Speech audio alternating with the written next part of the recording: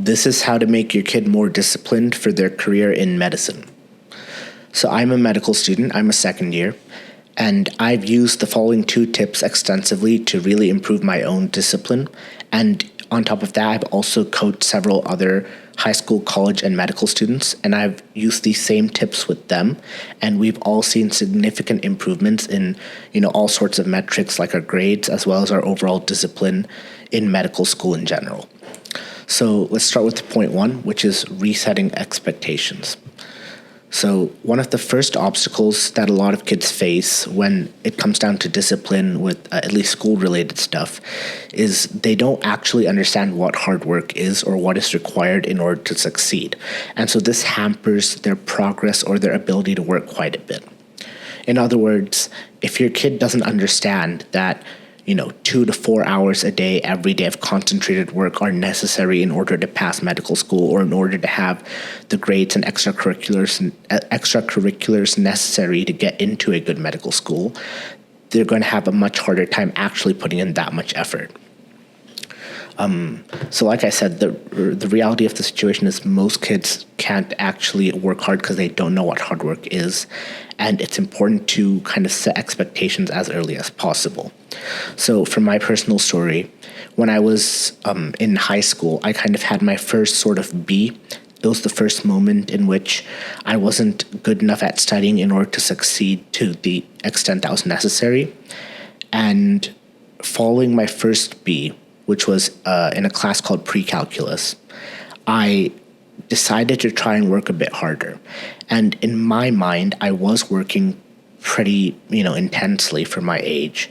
But unfortunately, on my second exam, I got another B. So I went home and told my dad about what had happened, and I expressed kind of my frustration towards the situation and about how I'd worked harder, but I still didn't do any better. And he kind of turned around in his chair and looked at me. And he wasn't angry or upset or anything like that, but just kind of almost with like this incredulous tone. He told me that I'd only worked a total of 2 hours over the past 4 weeks for this one exam.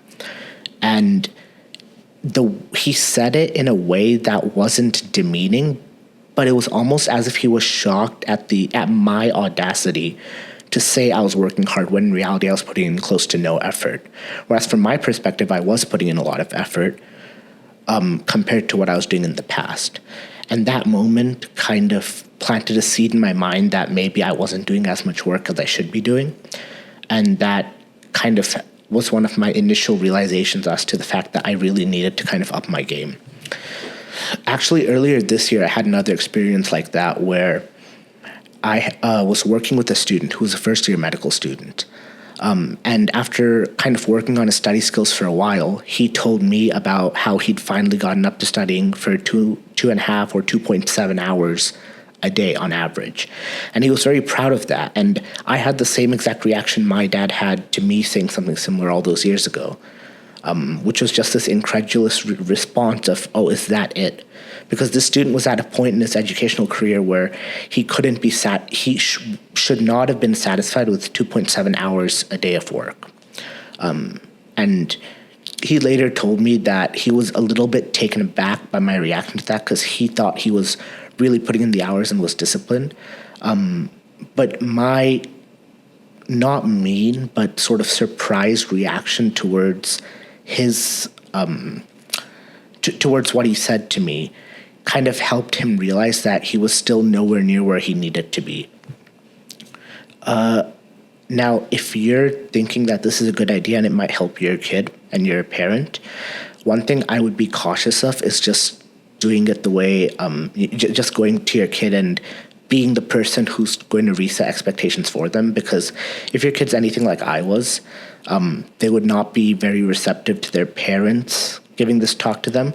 So I think it would be pretty smart to find a peer who could reset their expectations. So maybe somebody who is a few years ahead of them in the educational system, or maybe somebody who's, in sort of a friend or older sibling position, just because, especially for middle school and high school, I found that those kids tend to be less receptive to their parents telling them to work harder. All right, so point 2 is reframing your relationship with work. So I actually don't find working that much of a drag anymore.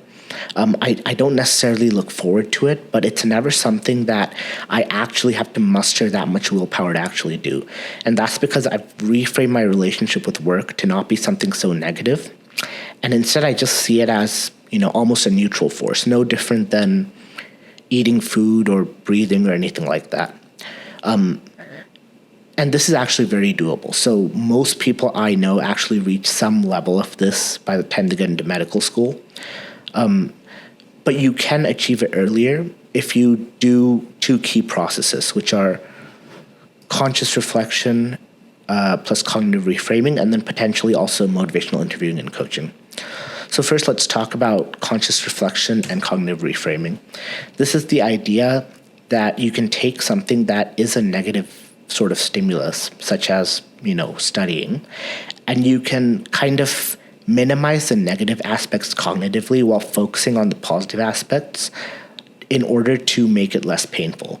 So what that might mean is if your kid really, really dislikes doing practice problems for math, for example, they might cognitively focus less on how frustrating it is and how time-consuming it is to do practice problems, and instead shift their focus to the sense of achievement they feel after finishing, or the pride they feel after finishing, or maybe even their ability to relax without stressing about their exams or grades after finishing studying. This is a process that is unwise to just try to do passively. So I find that it really helps to have a self-reflection template of some kind. This is a model that I created and I used for quite a while. I just had all these sort of questions. And what I would do is I would take these questions and I would paste them into the Notes app on my iPhone. And then every night, right before I put my phone to charge next to my bed, I would just open up the Notes app and using the voice memo, fill all of these things out. It would take me like 2 minutes, and that low barrier of entry really helped me become consistent with this.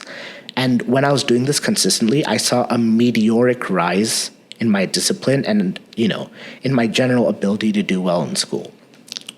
So this is fairly self-explanatory, but in general, you just want your kid to answer these questions as frequently as possible and keep in mind the kind of realizations and sort of different sort of ideas they get from doing the self-reflection.